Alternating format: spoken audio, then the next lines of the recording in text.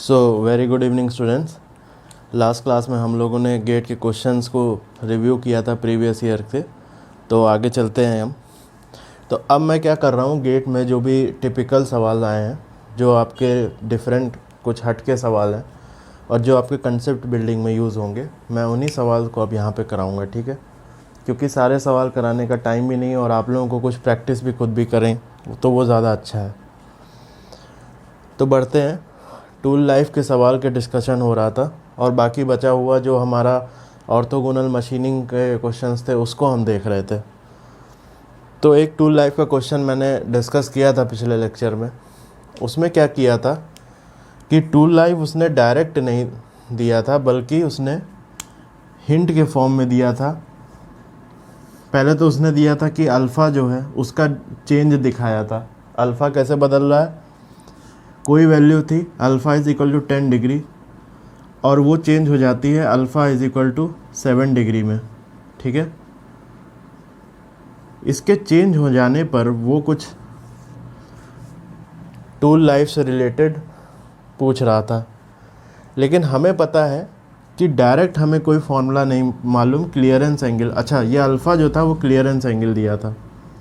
ये जो अल्फ़ा था उस क्वेश्चन में वो क्लियरेंस एंगल था। कोई ये ना समझ ले कि ये रेक एंगल है, ये क्लियरेंस एंगल है यहाँ पर। अब देखिए, टूल लाइफ और अल्फ़ा में कोई डायरेक्ट रिलेशन हम नहीं जानते, इसीलिए उसने हिंट भी दे रखा था कि वियर रेट जो है आपका वो प्रोपोर्शनल है कॉट अल्फ़ा के, ठीक है। ये उसने खुद ही दे रखा था क्वेश्चन में। तो देखिए, हम जानते हैं, ये बात सही है कि हम अल्फ़ा का टूल लाइफ से डायरेक्ट रिलेशन नहीं जानते। ऐसा कोई हमने फार्मूला नहीं पढ़ा। हमने कौन सा फार्मूला पढ़ा है, हमने पढ़ा है टेलर्स टूल लाइफ इक्वेशन, जो कि होता है वी की पावर n बराबर c। यहाँ पे हमने क्लियरेंस एंगल का कोई रोल नहीं देखा था, लेकिन उसने साफ साफ ये कहा कि wear rate is directly proportional to cot alpha. और हम सबको पता है ये बात कि जैसे जैसे वियर रेट मेरा बढ़ेगा वैसे वैसे टूल लाइफ क्या होगा, टूल लाइफ कम हो जाएगा, ठीक है। जैसे जैसे वियर रेट बढ़ेगा वैसे वैसे टूल लाइफ कम हो जाएगा, ये बात हम सब जानते हैं। इसी आधार पे हमने ये एक रिलेशन बनाया था कि tool life is proportional to tan alpha, और उसके बाद हमने वो क्वेश्चन सॉल्व कर लिया था। तो अब ऐसा ही एक हमें रिलेशन अभी एक क्वेश्चन में दिखेगा, सेम वैसा नहीं, लेकिन हमें बेसिकली बनाना पड़ेगा उस चीज़ को। टूल लाइफ उसने डायरेक्ट नहीं दिया हुआ उस क्वेश्चन में भी, ठीक है। ये मैंने इसीलिए डिस्कस किया कि मैं दिखाना चाहता हूँ कि कैसे वो घुमा रहा है डेटाज के फॉर्म में क्वेश्चन को, ठीक है। कैसे वो घुमा रहा है कि टूल लाइफ वो डायरेक्ट ना दे के कोई ना कोई रिलेशन दे देता है टूल लाइफ का, किसी के साथ प्रोपोर्शनल कर देता है टूल लाइफ, और उसके बाद वो क्वेश्चन पूछता है, ठीक है। तो इसी तरह का एक सवाल और है, देखते हैं। वो पूछा गया है गेट 2003 में। गेट 2003 में पूछा गया सवाल है, एग्जैक्टली सेम नहीं है बट मिलता जुलता है। मतलब कहने का है टूल लाइफ उसमें भी डायरेक्ट नहीं दिया होगा, ठीक है, बट हमें पता लगाना होगा टूल लाइफ, ठीक है। तो देखिए, a batch of 10 cutting tools could produce 500 components. तो क्या कह रहा है कि एक बैच है जिसमें आपके 10 कटिंग टूल हैं। तो 10 कटिंग टूल आपके हैं, 10 कटिंग टूल आपके कितने कंपोनेंट बना रहे हैं, 500 कंपोनेंट्स, ठीक है। 500 कंपोनेंट,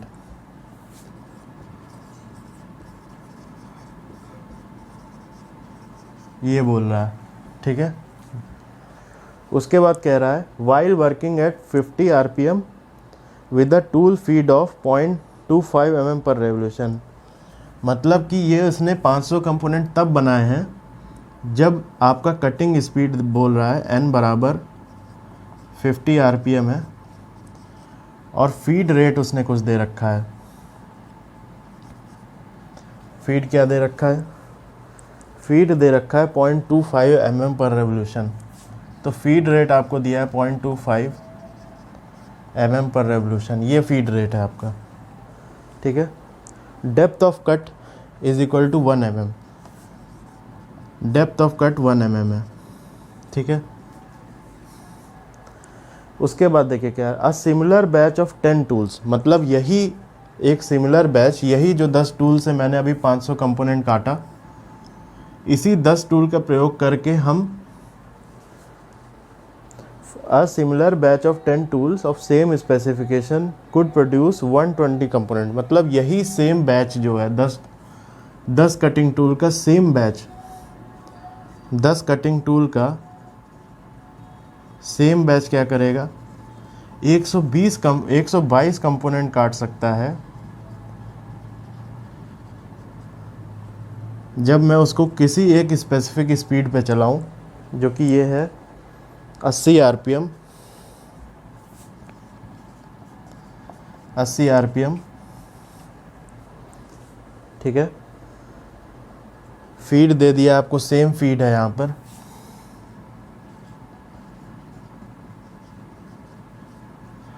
फीड सेम है, और आपको दे दिया है 1 mm डेप्थ ऑफ कट, यानी डेप्थ ऑफ कट भी सेम है। अब देखिए समझते हैं इस क्वेश्चन को, ठीक है।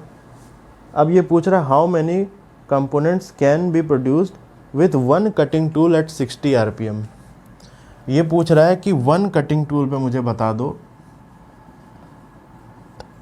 ये 10 कटिंग टूल का एक बैच है, इसमें से मैं एक कटिंग टूल ले रहा हूँ, और अगर मैं उसे 60 आरपीएम पे चला दूँ तो मुझे बता दो कि नंबर ऑफ कंपोनेंट्स कितने बनाएगा। ये सवाल है, ठीक है, ये सवाल है। चलिए देखते हैं, पहले सवाल को समझते हैं कि है क्या सवाल में।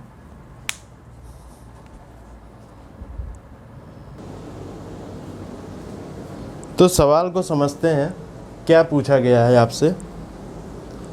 देखिए, कहा गया कि मैंने 10 कटिंग टूल का एक बैच लिया, और मैंने इस स्पीड, इस फीड और इस डेप्थ से मैंने जब मशीनिंग की तो मेरे पास 500 कंपोनेंट बनता है, ठीक है। और same he batch of tool, मतलब सेम बैच को मैंने लिया और उसकी स्पीड मैंने बढ़ा दी। देखिए पहले 50 आरपीएम था, फिर 80 आरपीएम हुआ, तो जाहिर सी बात है कि जब मैंने स्पीड बढ़ा दी तो नंबर ऑफ़ कंपोनेंट्स कम हो जाएंगे। क्यों हो जाएंगे? क्योंकि भाई इस टूल की अपनी कोई एक लाइफ होगी, इस बैच की, पूरे ओवरऑल बैच की अपनी कोई लाइफ होगी, टूल लाइफ। और टूल लाइफ हम सब जानते हैं डिपेंड करती है किस पे? कटिंग स्पीड पे।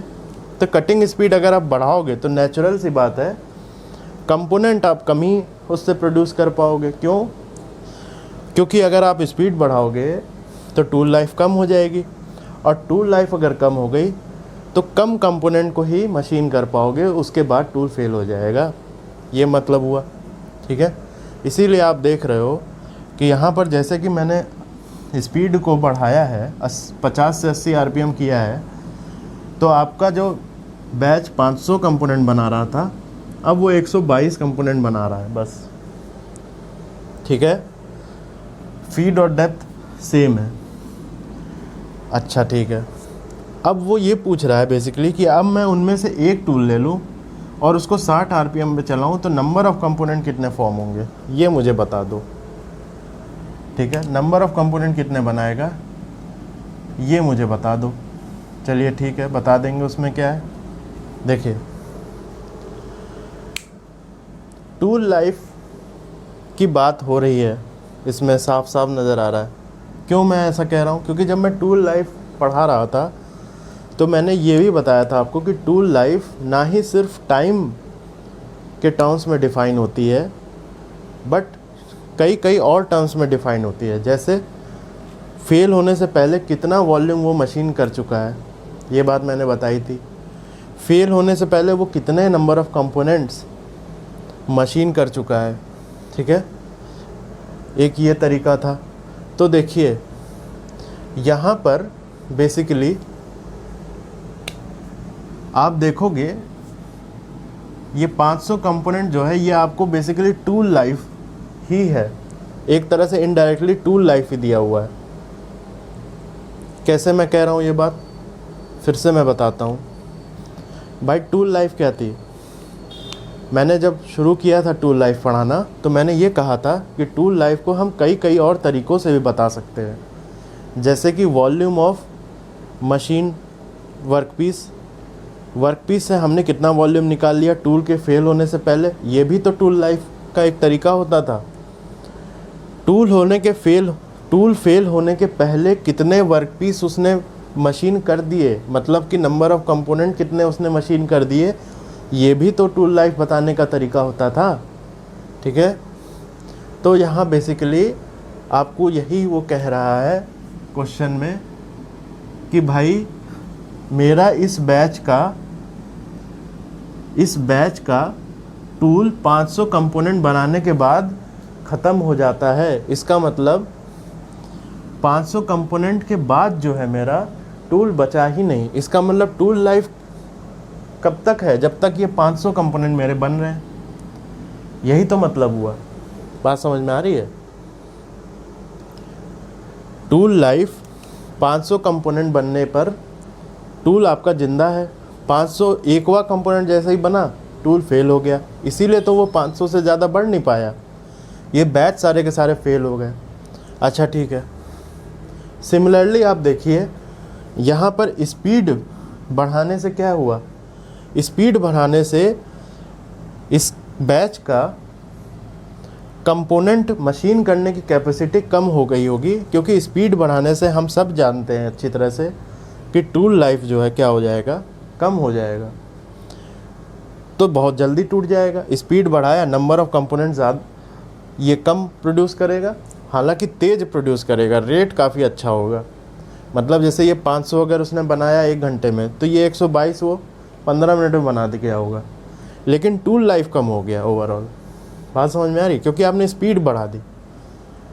तो इतने सारे डिस्कशन से एक बात तो निकल के आती है कि मेरी अगर टूल लाइफ की बात करोगे तो यहाँ पर टूल लाइफ क्या होगी, प्रोपोर्शनल होगी नंबर ऑफ कंपोनेंट्स के। क्या ये बात सबको समझ में आ रही है? कैसे मैंने कह दिया ये बात, क्योंकि आप पहले केस में देखो ये 500 कंपोनेंट क्या बता रहा है, एक बैच 500 कंपोनेंट मशीन कर रहा है वर्कपीस। तो ये बेसिकली ये क्या कहना चाह रहा होगा, ये कहना चाह रहा है सिंपल दूसरे लैंग्वेज में ये कहना चाह रहा है कि इस बैच की औकात सिर्फ 500 कंपोनेंट बनाने की है, उसके बाद ये गया तो, और ये वाला सेम बैच जब मैं इस स्पीड पे चलाता हूँ तो इसकी जो हैसियत है वो 122 कंपोनेंट मशीन करने की है, बस इससे ज़्यादा नहीं है। उसके बाद ये टूल, ये बैच पूरा गया। बात समझ में आ रही है? ठीक है। तो इससे क्या निकल कर आता है, इससे ये निकल के आता है कि ये बता रहा है बेसिकली टूल लाइफ मेरा, जो ये टूल लाइफ है वो बेसिकली नंबर ऑफ कंपोनेंट्स पर डायरेक्टली प्रोपोर्शनल है। बोलिए, बात समझ में आ रही है? ठीक है, ठीक है। अब देखिए क्वेश्चन में वो कह रहा है एक कटिंग टूल, मतलब कि यहाँ पर जब वो डेटा गिवन उसने दिया है तो उसने 10 कटिंग टूल लिखे हैं, बट यहाँ पर की बात करोगे आप तो यहाँ वो एक कटिंग टूल की बात कर रहा है। इसका मतलब मैं कैलकुलेशन एक कटिंग टूल के रिस्पेक्ट में करूँगा। बात में समझ में आ रही है आपको? ठीक है। तो अगर मैं यहाँ पर एक कटिंग टूल की बात करूँ, अगर मैं यहाँ पर एक कटिंग टूल की बात करूँ तो सिंपली मैं क्या कह रहा हूँगा, tool life of one tool, tool life of one tool is equal to number of components divided by total number of tools in batch. तो टोटल नंबर ऑफ टूल कितने हैं बैच में? 10 है, तो मैं यहाँ पे सीधे 10 लिख दूँ। सिंपली यही तो कहने का मतलब है उसका, और क्या कहने का मतलब है, ठीक है। तो यहाँ से एक हमें रिलेशन निकल के आता है हमारे पास, यहाँ से हमारे पास एक रिलेशन निकल के आता है। चलिए ठीक है, इस डेटा को नोट डाउन कर लीजिएगा। ऊपर मैं क्योंकि रब करने जा रहा हूँ, बोर्ड में थोड़ा स्पेस कम होने की वजह से ऐसा करना पड़ रहा है। चलिए इतना हम समझ गए। अब देखिए, इस प्रोपोर्शनैलिटी को आप हटा के के को इंट्रोड्यूस कर सकते हैं, ठीक है। अब ये के कोई फैक्टर होगा, ठीक है, मे बी इन मिनट्स, क्योंकि नंबर ऑफ कंपोनेंट तो यूनिटलेस है और टूल लाइफ आपका जो होगा वो मिनट में आएगा। तो आप समझ लो कि के कोई भी फैक्टर है मिनट में, इसको हम मल्टीप्लाई करेंगे तो टूल लाइफ मिल जाएगी, ठीक है। क्योंकि प्रोपोर्शनैलिटी अगर हटाओगे तो एक कांस्टेंट तो आएगा ही आएगा, ठीक बात है। आगे बढ़ते हैं। तो जब आगे बढ़ेंगे तो हम चलते हैं अपने पहले केस पे। तो पहला क्या था, तो टूल लाइफ आपका पहले केस की बात करूं तो मैं यहाँ टूल लाइफ को T1 लिखता हूँ। T1 बराबर क्या हो जाएगा, T1 बराबर हो जाएगा आपका 500 K इंटू 500/10, ठीक है, ये हो गया। और ये मिला कब आपको, स्पीड क्या थी आपकी, स्पीड क्या थी आपकी 50 RPM पे मिला, 50 RPM जब थी आपकी स्पीड, ठीक है। फीड और डेप्थ क्या थी, फीड थी आपकी 0.25 mm पर रेवोल्यूशन और डेप्थ थी आपकी 1 mm, ठीक है। और इसी तरह आप देखोगे सेकंड सेम बैच जो है, एक टूल की बात कर रहा हूँ मैं, क्योंकि पूछा आपको एक टूल के टर्म्स में है, इसीलिए मैं एक टूल की बात करूँगा यहाँ। तो सेकंड कंडीशन में फिर K/122/10 हो जाएगा।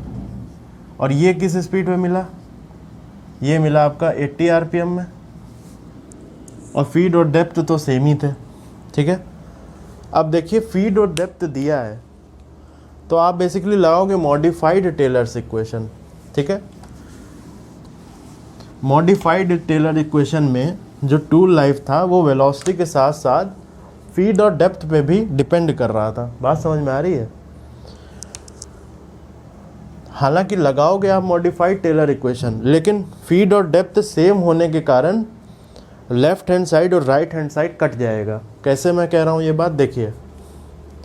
तो मॉडिफाइड टेलर इक्वेशन लगाते हैं तो हम क्या लिखेंगे, V1 T1 की पावर n, F1 की पावर n1, D1 की पावर n2 बराबर V2 T2 F2 की पावर n1 D2 की पावर n2। क्योंकि हम सबको पता है यहाँ डेटा से कि फीड और डेप्थ तो एक ही है, तो ये कट गए यहाँ से, ठीक है। अब देखिए, अगर मैं यहाँ पर बात करूँ V1 और V2 की, अच्छा पहले इसको रेशियो को बना लेते हैं। यहाँ T1/T2 बराबर की पावर n बराबर क्या हो जाएगा, V2/V1, ठीक है। अब देखिए, हम सबको पता है यहाँ पर V2 जो होता है वो क्या होगा, पाई D2n। 60 नहीं करेंगे, 60 अगर करोगे तो वो मीटर पर सेकेंड में चला जाएगा। लेकिन हम सभी को पता है यहाँ पे कि टेलर इक्वेशन में हमारा V किस में होता है, मीटर पर मिनट में होता है, ठीक है। तो इसीलिए हम पाई DN बोल रहे हैं। तो हम यहाँ पे अगर लिखें यहाँ पे तो V2 बराबर क्या हो जाएगा, पाई DN2, और अगर मैं V1 से डिवाइड करूँ तो ये आ जाएगा पाई DN1, ठीक है। अगर मैं इस रेशियो को लेता हूँ तो D से D ये कट जाएगा, ठीक है। तो बेसिकली ये V2/V1 क्या है, N2/N1 ही तो है, N2/N1 है, ठीक है। अब यहाँ पे हम T1 को रख लेंगे यहाँ पे, तो T1/T2 जब लिखोगे तो ये आपका आएगा 500/122 बराबर N2 आपका क्या है 80 है, 80/50 और ये हो जाएगा आपका N इधर। ठीक है, यहाँ से हम N सॉल्व कर लेंगे, तो N निकाल लीजिए, N निकाल लीजिए कितना आएगा।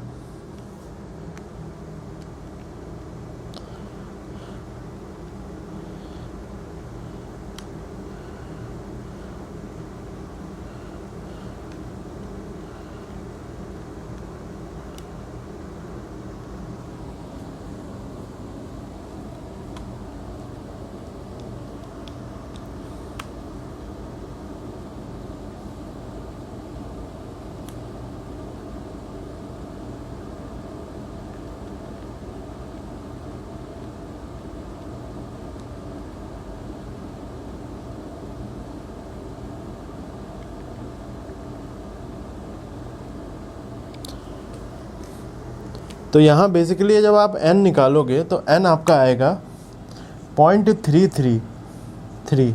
ठीक है, ये आपका आ गया n। ठीक है, ये आपका आ गया, क्या आया, n आ गया। ठीक है, अब उसने क्या पूछा है, अब उसने पूछा है कि अगर मैं उस बैच में से कोई एक टूल निकाल लेता हूँ और उसको मैं चलाता हूँ कितने आरपीएम से, अगर मैं उस टूल को कितना आरपीएम दिया हुआ था, एक्चुअली क्वेश्चन में देख लो,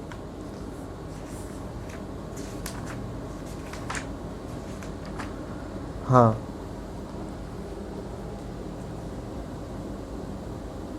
60 आरपीएम से। ठीक है, तो अगर मैं बैच में से कोई एक टूल निकालता हूँ, उसको चलाता हूँ 60 आरपीएम से, तो मैं कितने नंबर ऑफ़ कंपोनेंट्स बनाऊँगा।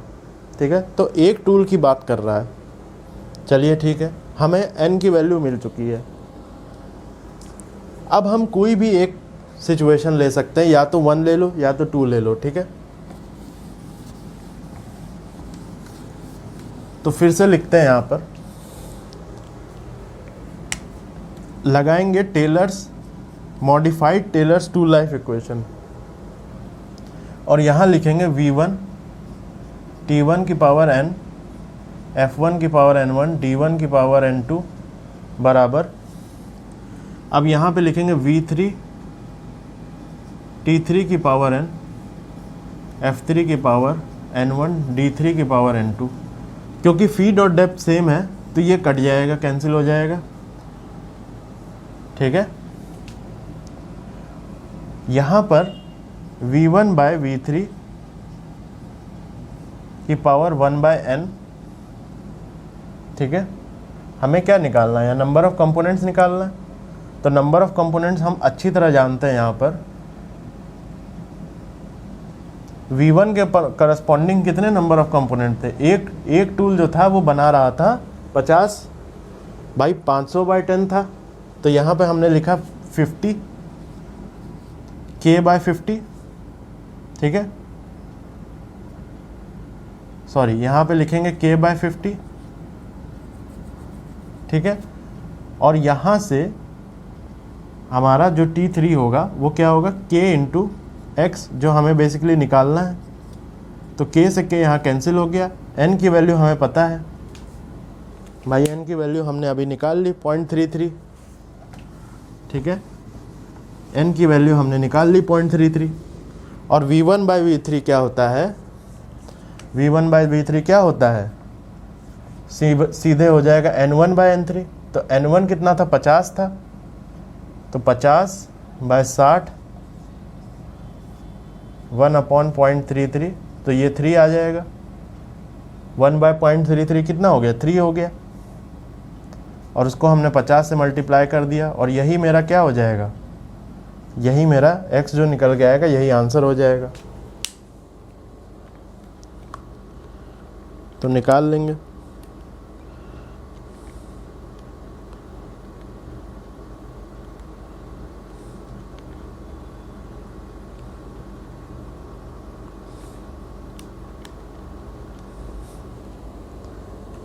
तो देखिए आपका आएगा 28.9, और 28.9 क्या होगा, लगभग 28.9 आएगा, क्योंकि नंबर ऑफ कंपोनेंट्स की बात हो रही है। तो लगभग क्या आ जाएगा, इसका आंसर 29 आ जाएगा। बोलिए, बात समझ में आई? ठीक है भाई, इस क्वेश्चन में आपको बस ये दिया हुआ था, टूल लाइफ उसने डायरेक्ट नहीं दी थी। उसने ये कहा था कि एक पर्टिकुलर वेलोसिटी पे 122 कंपोनेंट 500 कंपोनेंट बना रहा है। इसका मतलब 500 कंपोनेंट क्या है, 500 कंपोनेंट बाद आपका टूल फेल हो गया, स्पीड बढ़ाओगे तो वही सेम बैच 122 कंपोनेंट बना रहा है, और स्पीड बढ़ा दोगे तो 122 से और कम बनाने लगेगा। ठीक है, तो हम देख रहे हैं यहाँ पर कि टूल लाइफ बेसिकली किस पे डिपेंड कर रही है, कितने नंबर ऑफ कंपोनेंट्स बन रहे हैं उस पर डिपेंड कर रही है। तो वही हमने यहाँ पे लिखा था, tool life is proportional to number of components. ठीक है, और जब हमने रेशियो ले लिया तो कांस्टेंट तो कटने ही है। जब यहाँ पे T1/T2 का रेशियो हमें मिलेगा तो कांस्टेंट तो कट ही जाएगा। ठीक है, तो ये आपका क्वेश्चन बन गया, ये है आपका आंसर। ठीक है, तो एक ऐसा घुमा हुआ सवाल आया था। नेक्स्ट बढ़ते हैं। देखिए सब आज एक से एक सवाल कराएंगे, सारे घूमे हुए सवाल जो है वो कराए जाएंगे आज, क्योंकि इजी क्वेश्चन अगर कराने बैठ गए तो कभी नहीं होगा पूरा, और इजी क्वेश्चन आपका टास्क है करना। ठीक है, और कोई दिक्कत आती है तो आप पूछ लो। तो नेक्स्ट क्वेश्चन में पढ़ते हैं, ये है गेट 2008 का क्वेश्चन। और पिछली क्लास अगर किसी ने की होगी अच्छे से, जितनी डिलीट हो गई गलती से, ठीक है, पिछली क्लास अगर की होगी तो ये क्वेश्चन बहुत ही सरल होगा उसके लिए। देखिए क्या बोल रहा है, कह रहा है in a single point turning tool the side rake angle and orthogonal rake angle are equal. अब जैसे ही ये कंडीशन उसने दी है, साइड रेक एंगल और orthogonal rake angle are equal, तो कई लोग जिन्होंने प्रीवियस क्लास की थी बहुत ध्यान से, वो समझ गए होंगे कि क्या कहने का मतलब है यहाँ पे, कि जब साइड रेक एंगल और ऑर्थोगोनल रेक एंगल इक्वल होता है तो क्या होता है। ठीक है, ये सब कुछ सबको पता लग गया होगा। अब ये कह रहा फाई जो है वो है प्रिंसिपल कटिंग एज एंगल। अब देखिए हम जानते हैं कि प्रिंसिपल कटिंग एज एंगल हम लैम्डा से दिखाते थे, लेकिन यहाँ पे फाई बोल रहा है, तो इसी की बात मान लो, जो आपकी मर्जी, हम उसी को बोलेंगे प्रिंसिपल कटिंग एज एंगल। ये आपको फाई दे रहा है। ठीक है, और इसकी रेंज बता दी है इसने। देखिए घुमाने की कोशिश कर रहा है, लेकिन जिसको कंसेप्ट क्लियर है उसके लिए कोई दिक्कत नहीं है। ठीक है, the chip flows in orthogonal plane. ठीक है, कह रहा chip flows in orthogonal plane. Chip flows in orthogonal plane. ठीक है, value of phi is closest to, बोला value of phi is closest to, तो ये बता दो मेरे। एक बार क्वेश्चन ट्राई करेंगे।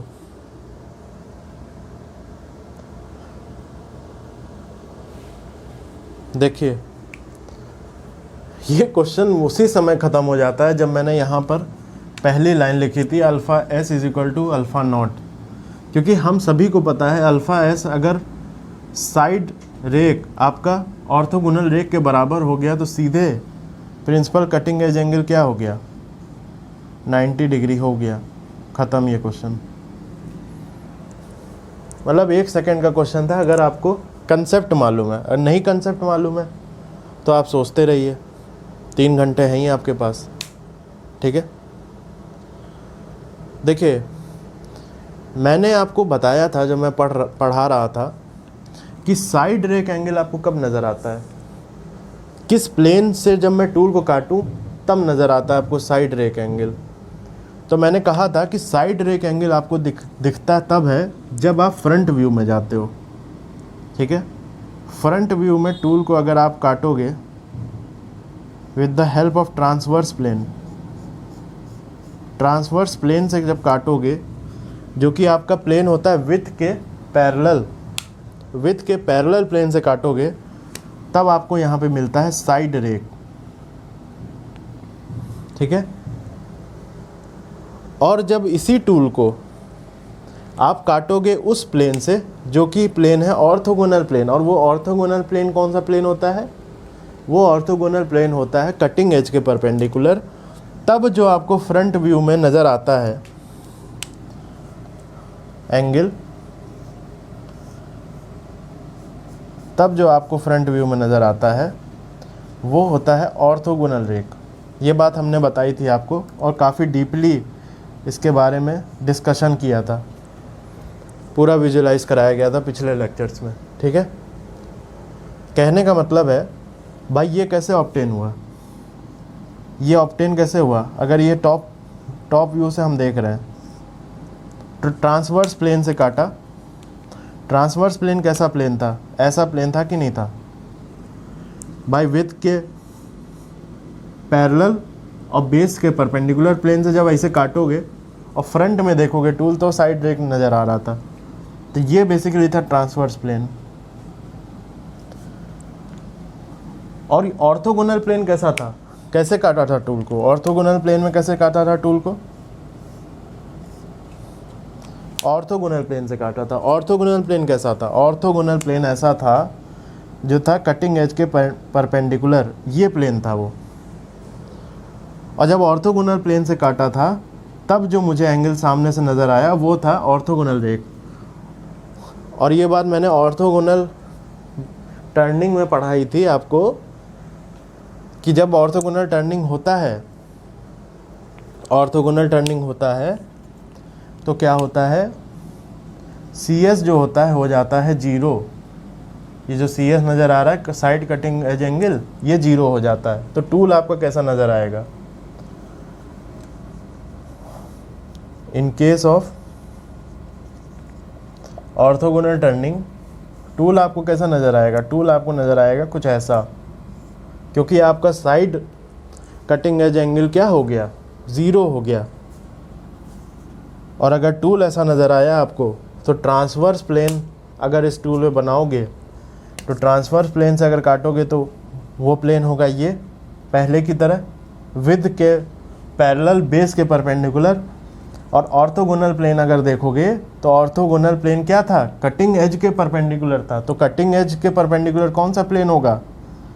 यही सेम प्लेन तो होगा। तो इस केस में ट्रांसवर्स प्लेन और ऑर्थोगोनल प्लेन एक ही हो जाते थे। और जब ऐसा था तो अल्फ़ा एस बराबर अल्फ़ा नॉट था। और CS अगर 0 है तो लैम्डा क्या हो जाएगा?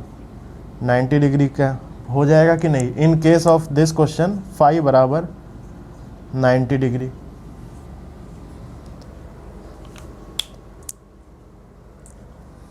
इसीलिए मैं इतना स्ट्रेस दे रहा था उस समय जब मैं पढ़ा रहा था ऑर्थोगोनल प्लेन के बारे में, क्योंकि ये अगर किसी को पता होगा तो तुरंत 90 मार देगा। चलिए इसको नोट करेंगे, आगे बढ़ेंगे।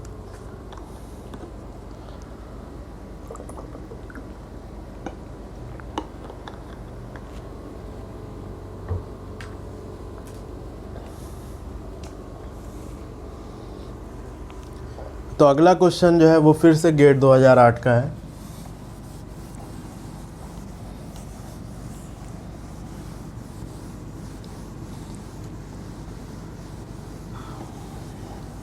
देखिए धीरे धीरे मैन्युफैक्चरिंग ख़त्म कर दीजिए, ठीक है, जितना मैं पढ़ा चुका हूँ।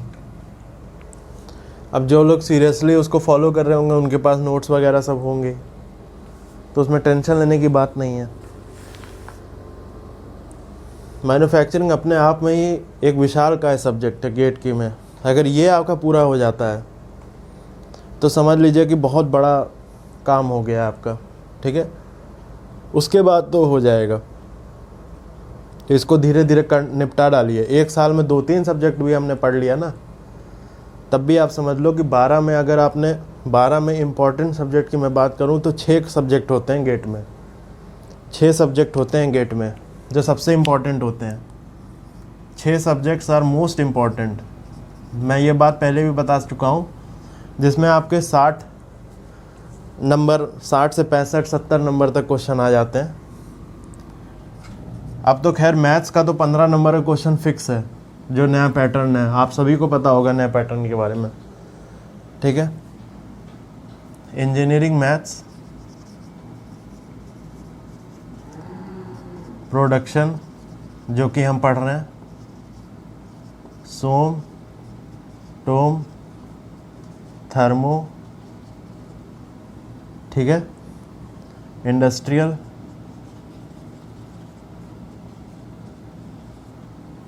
ठीक है। और कौन सा सब्जेक्ट हुआ? बेसिकली ये 6 सब्जेक्ट जो हैं यही बैकबोन है आपके गेट के।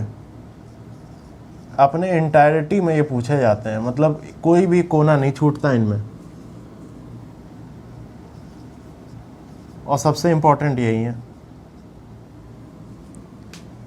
तो देखो, अगर इसमें प्रोडक्शन का और मैथ्स का वेटेज बहुत ज़्यादा होता है, क्योंकि प्रोडक्शन अपने आप में सब्जेक्ट ही बड़ा है, सबसे बड़ा सब्जेक्ट है प्रोडक्शन, तो ऑब्वियस सी बात है उससे आने की स्कोप बहुत ज़्यादा है।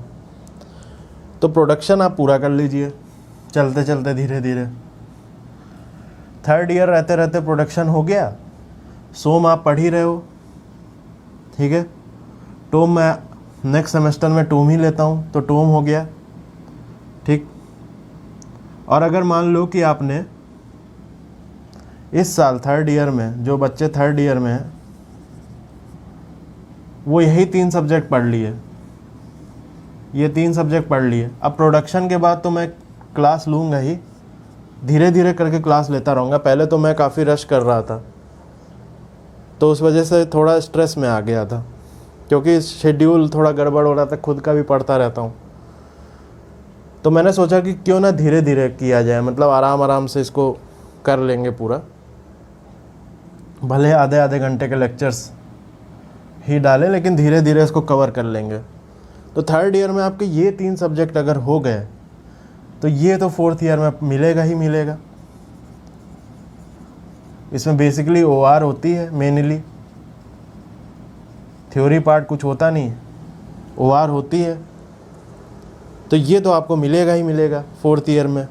तो देखिए आपके इसमें से 4 सब्जेक्ट जो हैं वो पूरे हो गए। ये हम 3rd ईयर अगले सेमेस्टर में पढ़ाने ही वाले हैं, टोम, ठीक है। प्रोडक्शन हो गई, टोम हो गई, सोम इस सेमेस्टर है, ठीक है। तो प्रोडक्शन के बाद कोई ना कोई सब्जेक्ट आप लोगों से ले लेंगे राय में भी थर्मो शुरू करनी चाहिए, ठीक है। मेरे हिसाब से थर्मो काफ़ी इम्पोर्टेंट हो जाती है। तो अगर देखो आप, तो ये 4 सब्जेक्ट आपके पूरे हो गए, पूरे के पूरे एक ही बार में। और अगर आपने ये 4 सब्जेक्ट कर लिए तो बचे कितने सब्जेक्ट? एक आपका बचता है थर्मो, एक आपका थर्मो बचता है, एक आपका मैथ्स बचता है, बस। और उसके बाद छोटे मोटे subject FM and machinery, HMT, ये सब हो जाएंगे, इसमें टेंशन लेने की बात नहीं है। एफएम एंड मशीनरी थोड़ा सा टिपिकल है, लेकिन कर लोगे आप लोग, क्योंकि 4th ईयर में बहुत सारा टाइम होता है, तो ये हो जाएगा। MD वगैरह ये सब हो जाएगा। मेन जो सब्जेक्ट्स होते हैं वो यही होते हैं, 6-7 सब्जेक्ट। FM भी रख सकते हो यहाँ पर, क्योंकि अपने आप में एक बड़ा सब्जेक्ट है। अच्छा, एक काम करेंगे, चलिए ये तो बात की बात है, पहले प्रोडक्शन पूरा करें। तो बेसिकली हम ऐसा करने वाले हैं, इस तरह से अगर आप प्लानिंग करो अपनी, तो क्या हो जाएगा मेरे लाल, जब 4th ईयर में गेट का एग्ज़ाम देने बैठोगे, ठीक है, तो आपको सारा तैयार हो जाएगा। इवन अगर आप मेड इजी भी चले जाते हो 4th ईयर में, अगर सोचते हो कि मेड इजी चले जाए, और ये सारे सब्जेक्ट्स जब तैयार होंगे तो सोचो कितने कॉन्फिडेंस में जाओगे चौड़े होके। ये सब भारी भरकम सब्जेक्ट जो कि लोग पहली पहली बार पढ़ने आएंगे और तुम लोग इसे पहले ही लगा के बैठे रहोगे, तो सोचो तुम लोग का कॉन्फिडेंस लेवल कितना हाई होगा। सोच सकते हो? ये चारों सब्जेक्ट हो जाएंगे,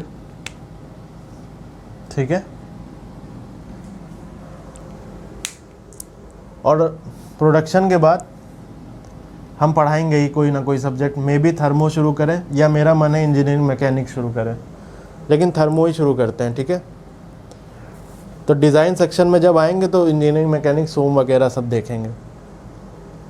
तो इस तरह से आप सोचो। खैर ये तो बहुत दूर की प्लानिंग हो गई, अभी तो हमें सवाल करने हैं और प्रोडक्शन निपटानी है, ठीक है।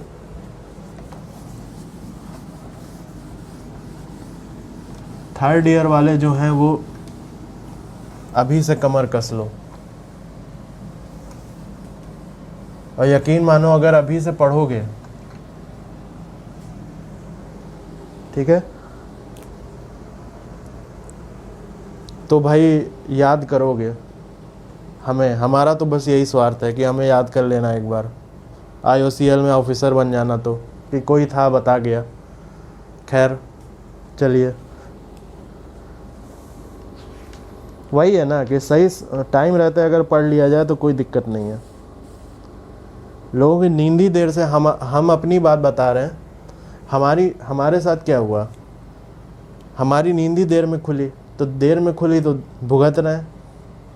देखिए अपने को कोई शौक़ नहीं है, यहाँ पर बिल्कुल ऑनेस्टली बात करेंगे, कोई डरने की बात नहीं है, ठीक है, कि क्या होगा, कोई बनने की बात नहीं कि बहुत बड़े तोप हैं, ऐसा कुछ नहीं है, ठीक है। लक भी होता है कंपटीशन में, देखिए कभी कभार, लेकिन लक फैक्टर बहुत कम होता है, ठीक है। लक काम कर जाता है। लक कहाँ काम करता है? सपोज़ आप हो और आपका दोस्त है, ए हो और बी है, दोनों की तैयारी एक ही लेवल की है, मतलब ए की भी तैयारी उसी लेवल की जिस तैयारी की लेवल की बी की तैयारी है, सीट एक ही है, सीट जो है एक ही है, दोनों एक ही सीट के लिए लड़ रहे हो, तब लक काम करता है। लेकिन पहले यहाँ तक पहुँचो तो कि लक को मौका दो। बात समझ में आ रही है?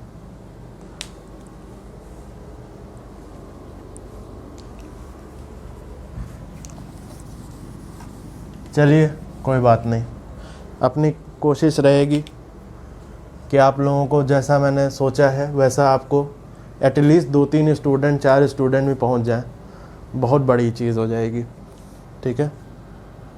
चलिए आगे बढ़ते हैं। तो ये है गेट 2008 का सवाल, और ये जो है थोड़ा सा अभी तक आए हुए सवालों में से मुश्किल नहीं है, बट कैलकुलेशन इसमें थोड़ा ज़्यादा इन्वॉल्व्ड है, तो आगे चलेंगे। Orthogonal turning is performed on a cylindrical workpiece with shear strength 250 megapascal. और ये 250 मेगापास्कल की मैंने एक बात बताई थी आपको प्रीवियस लेक्चर्स में, अगर याद हो, कि अगर 250 मेगापास्कल है तो 1 मेगापास्कल बराबर क्या होता है, न्यूटन पर mm स्क्वायर होता है। ये अपने दिमाग में बैठा लीजिए, ठीक है।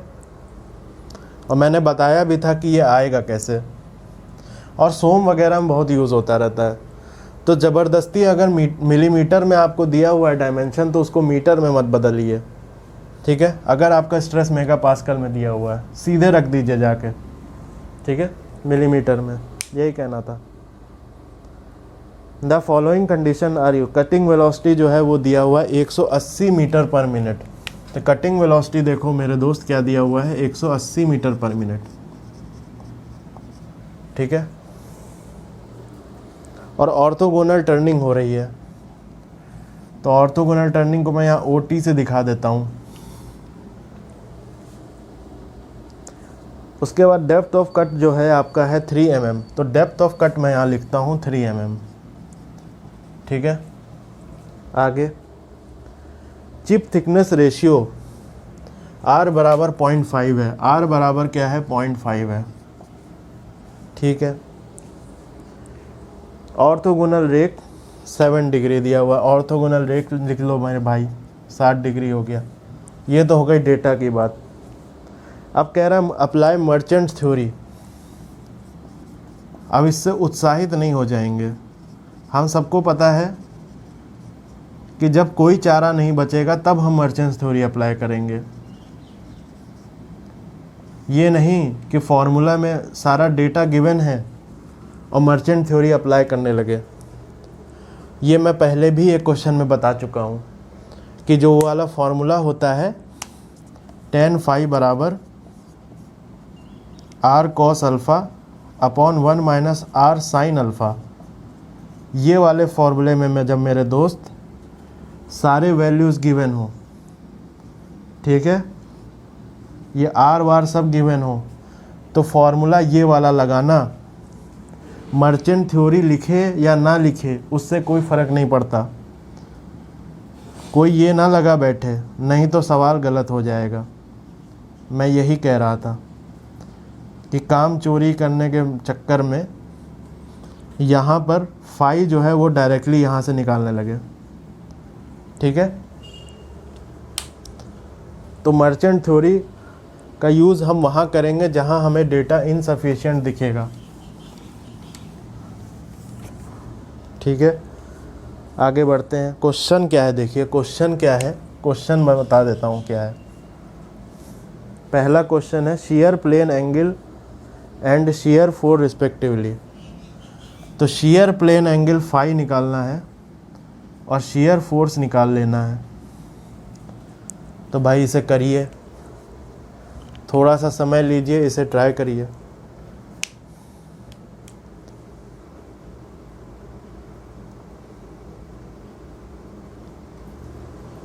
चलिए ट्राई कर लिया हो अगर तो करते हैं इस क्वेश्चन को। तो देखिए सबसे पहले आपको फाई दिया हुआ है, तो फाई जो भी पूछे उसके रिलेटेड फार्मूला ढूंढिए। तो हमको मालूम है फाई का एक ही फार्मूला हमको मालूम था, tan फाई बराबर r cos alpha upon 1 minus r sin alpha. यहाँ पे क्या हर एक चीज़ की वैल्यू गिवन है? हाँ गिवन है, तो यहाँ लगा देंगे 0.5 cos 7 अपॉन 1 माइनस 0.5 sin 7।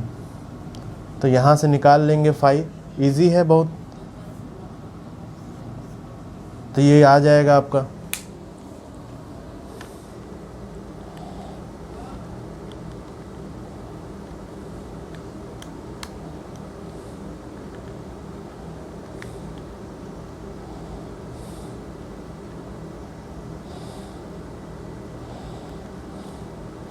तो जब इसको सॉल्व करेंगे आप तो आएगा 27.85। कितना आ जाएगा? आ जाएगा 27.85। तो ये आ गया आपका पहले क्वेश्चन का आंसर, मतलब एक पार्ट सॉल्व हुआ है। अब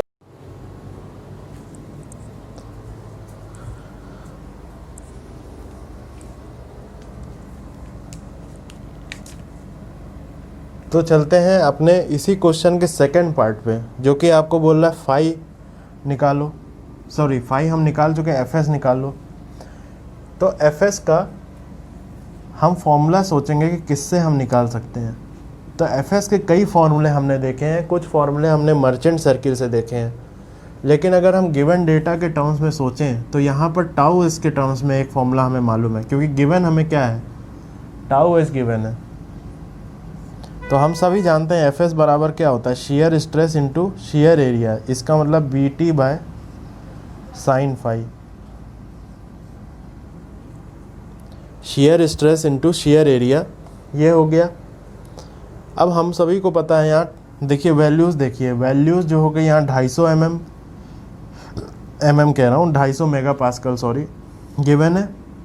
और अगर 250 मेगा पास्कल है तो यहाँ mm² में हम रख सकते हैं एरिया को, मल्टीप्लाई कर सकते हैं, मतलब कि क्योंकि न्यूटन बराबर क्या हो जाएगा, मेगा पास्कल इंटू mm²। तो यहाँ हम रख सकते हैं mm में, कोई दिक्कत नहीं। एफ आपको न्यूटन में मिलेगा, ठीक है। तो देखिए वैल्यू किस किस की गिवन है आपको, फाई की वैल्यू हम निकाल चुके, ठीक है। ये आपका लगभग आप कह लो 28 डिग्री आ जाएगा, क्योंकि ऑप्शन में आपको 28 दिया हुआ है, तो 28 को यूज़ करेंगे। ऑप्शन में जो है वो 28 दिया हुआ है, तो 28 को मोर और लेस यूज़ करेंगे, ठीक है। तो ठीक है, अब देखिए फाई जो है हमें मालूम है, टाउ एस हमें मालूम है। ऑर्थोगोनल टर्निंग के केस में b बराबर d होता है, जो विथ होता है वो वही डेप्थ ऑफ कट के बराबर होता है, ये बात हम जानते हैं ऑर्थोगोनल टर्निंग के केस में। तो b की वैल्यू मिल गई, और t के बराबर क्या होता है, फीड होता है, t बराबर होता है फीड।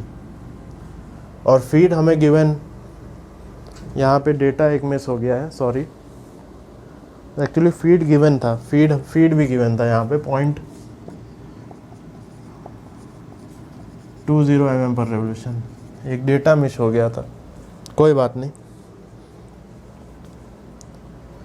तो यहाँ पर हम जानते हैं कि फीड बराबर टी होता है इन केस ऑफ ऑर्थोगोनल टर्निंग। तो यहाँ वैल्यूज़ रख लेंगे तो क्या मिलेगा, एफ एस बराबर 250 इंटू mm में ही रखेंगे तो सीधे b बराबर d है 3 इंटू 0.20 अपॉन साइन 28 डिग्री। निकाल लेंगे एफ एस कितना आ जाएगा,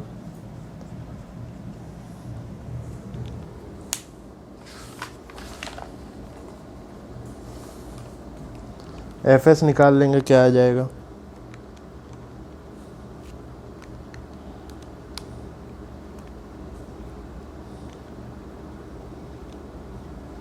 तो एफ एस निकालेंगे तो आएगा 319.5।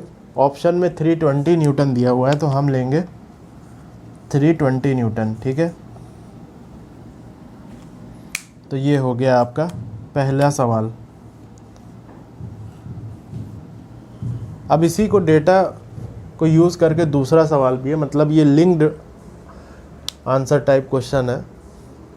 तो इसमें 2 सवाल थे, डेटा एक ही है, 2 सवाल। तो दूसरे सवाल पे आगे बढ़ते हैं। क्या पूछा है आपसे, पूछा है cutting forces and frictional force respectively. यानी आपसे जो दूसरा सवाल पूछ रहा है वो ये पूछ रहा है, ठीक है, ये पूछ रहा है कि एफ सी और एफ बता दो। फ्रिक्शन फोर्सेस मतलब एफ सिंपली, ठीक है। इसको एक बार ट्राई करेंगे।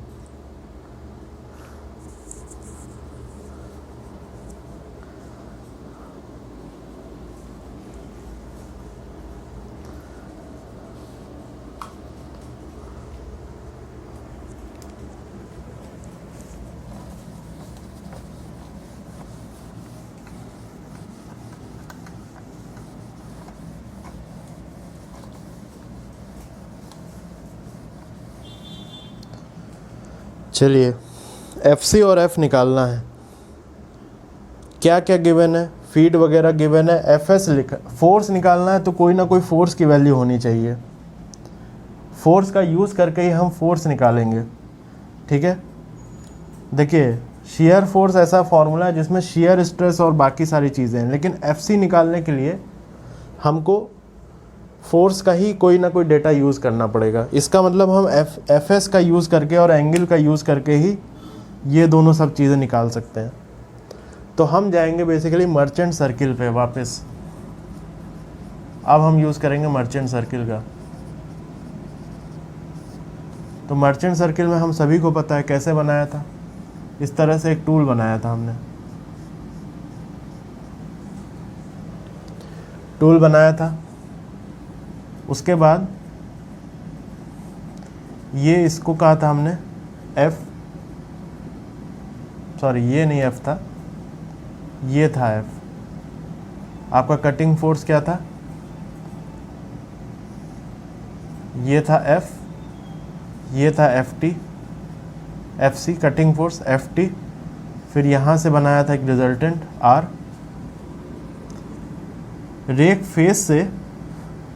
रेक फेस के अलोंग चिप का फ्रिक्शनल फोर्स इस तरह से आया, रेक फेस के अलोंग चिप का frictional force F rake face पे लगने वाला, चिप पे लगने वाला नॉर्मल जिसकी वजह से फ्रिक्शन फोर्स आया कैपिटल एन, शेयर फोर्स पे शेयर प्लेन पे लगने वाला शेयर फोर्स,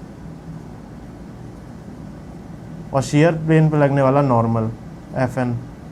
ये था आपका, ठीक है। और ये तीनों प्लेन जो मैंने बनाए, एफ सी एफ टी का भी एक ही resultant, F S F N का भी एक रिजल्टेंट मैग्नीट्यूड में, और एफ और एन का भी एक ही रिजल्टेंट था, जो रिजल्टेंट था यहाँ पे आर। एंगल की बात करूँ तो ये सब चीज़ हम देख चुके हैं पहले भी। अल्फ़ा, ये क्या है, बीटा इधर है, ये 90 डिग्री था, ठीक है। ये वाला एंगल क्या निकल कर आता था, बीटा माइनस अल्फ़ा आता था, और ये वाला एंगल क्या निकल के आता था, phi plus beta minus alpha. ये सब हम देख चुके हैं पहले ही, ठीक है। अब क्या गिवन है हमें गिवन है एफ एस, यहाँ पे हमें गिवन है एफ एस। तो क्या करेंगे यहाँ पर, एफ एस बराबर अगर देखो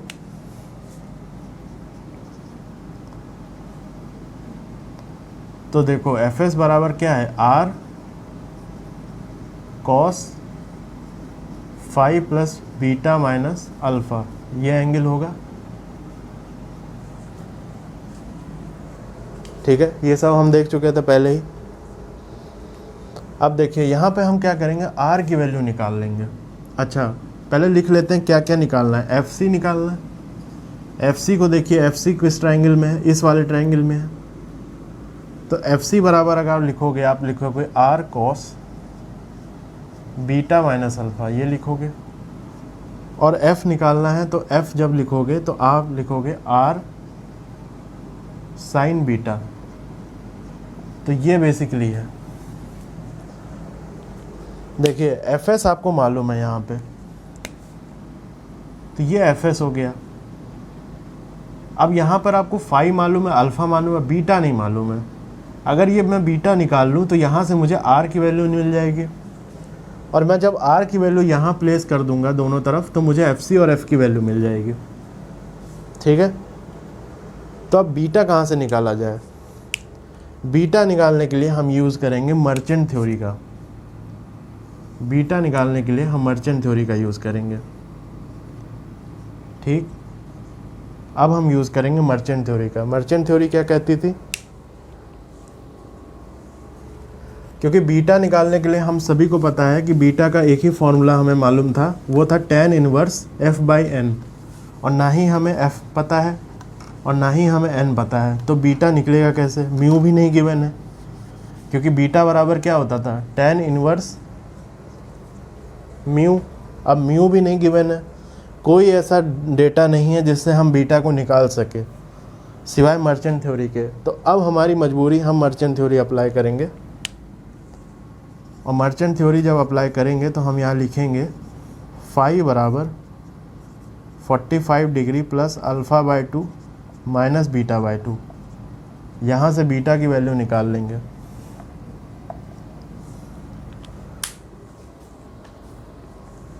तो यहाँ से बीटा की वैल्यू हम निकाल लेंगे।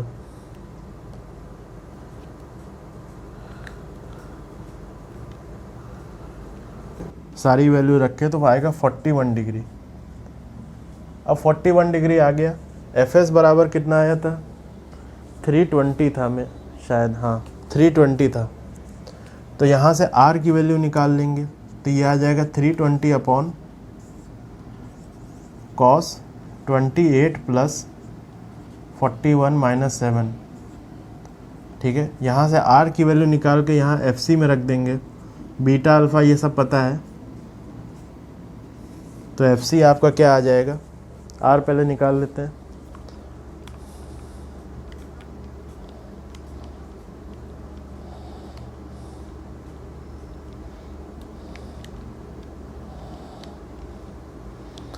तो 681.6 आएगा आर की वैल्यू, ठीक है। यहाँ रख देंगे, एफ सी निकाल लेंगे तो ये क्या आ जाएगा 681.6 इंटू कॉस बीटा कितना हो गया 41 माइनस 7 कितना आ गया 34 ठीक है, 34 हो गया। और यहाँ पर बीटा की वैल्यू हम सीधे जानते हैं, 681.6 इंटू साइन 41। यहाँ से एफ सी और एफ की वैल्यू निकाल लेंगे। ये क्वेश्चन हो गया हमारा।